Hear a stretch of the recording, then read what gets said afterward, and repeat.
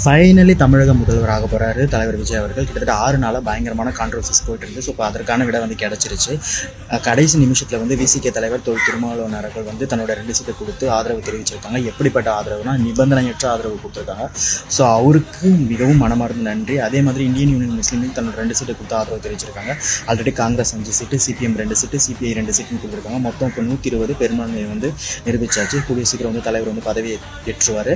அதே மாதிரி வந்து 2 சீட்டோட வேல்யூன்றது இப்போ நம்ம எல்லாருக்கும் தெரிஞ்சிருக்கும். ஸோ அதை வச்சு நம்ம பயங்கரமான ட்ரோல்ஸ் மீம்ஸ்லாம் வந்து ஸ்ப்ரெட் பண்ணியிருக்காங்க. ஸோ இதுக்கப்புறம் வந்துட்டு தலைவர் சிறப்பான ஆட்சி நடத்தணும்னா பாசிட்டிவ் மட்டும் ஸ்ப்ரெட் பண்ணுவோம், நெகட்டிவிட்டி அவாய்ட் பண்ணிவிட்டு பாசிட்டிவிட்டி மட்டும் ஸ்ப்ரெட் பண்ணிவிட்டு அவர் கூட துணையாக இருந்து இந்த ஆட்சியை வந்து நடத்துறதுக்கு மிகவும் வந்து நம்ம உறுதுணையாக இருக்கணும்னு நினைக்கிறேன். அதே மாதிரி வந்து முன்னாள் முதல்வர் ஸ்டாலின் அவர்களுக்கும் வந்து நன்றி. ஏன்னா வந்து எதிர்கட்சியாக இருந்து எந்த இடையூறும் செய்ய மாட்டேன்னு பெருசாக சொல்லியிருக்காரு. ஸோ அதற்காகவும் நன்றி.